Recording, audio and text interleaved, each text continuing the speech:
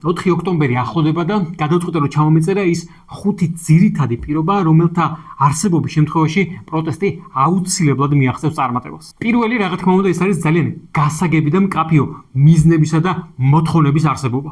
და პრინციპში ჩვენ შეგვიძლია ვთქვათ, რომ ეს პირობა უკვე დაკმაყოფილებულია, იმიტომ რომ ყველა მიცის, რომ ამ დღის მთავარი მიზანი არის რეჟიმის ცვლილება.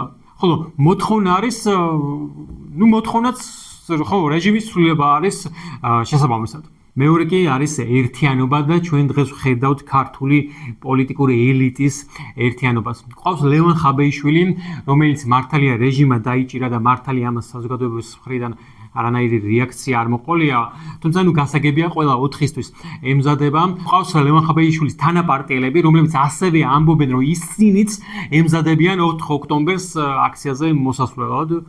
ყავს დანარჩენი ეს 4 თუ 8 პარტია, რომელიც ასევე ამბობს, რომ ემზადება აქციაზე მოსასვლელად და ასევე გახარია და ლელო, რომლებიც დილით მართალი არჩევნებზე მიდიან, მაგრამ საღამოს ისინიც ამბობენ, რომ იდგებიან აქციაზე.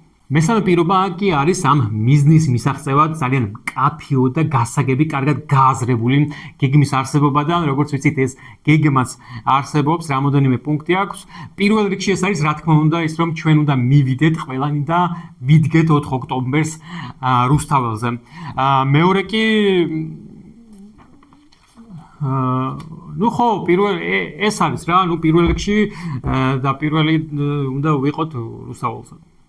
მეოთხე კი ბუნებრივია, ეს არის ორგანიზებულობა. მსგავსი მასშტაბის პროტესტ და ცვლილებებს ჭირდება დაგეგმა, ორგანიზება, მართვა. ამისათვის საჭიროა საშუალო, მაღალი თუ დაბალი რგოლის მენეჯმენტის შექმნა, ერთმანეთში ნდობის ჩამოყალიბება, საჭიროა საკომუნიკაციო არხების შექმნა, რომლითაც აქციაზე მდგომი ადამიანები, ასე ვთქვათ, ლაივ რეჟიმში მიიღებენ აუცილებელ ინფორმაციას.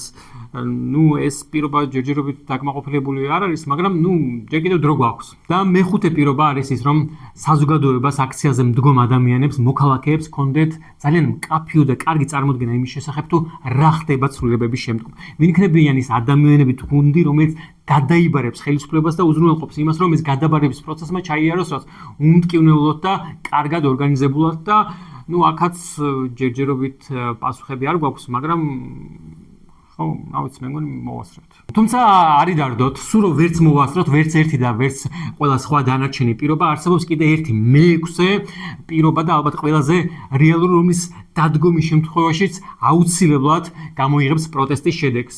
და ეს პირობა არის სასწაული. და ეს რწმენა ზოგჯერ ამართლებს კიდეც. ამ ეტაპზე სხვა არაფერი დაგვრჩენია.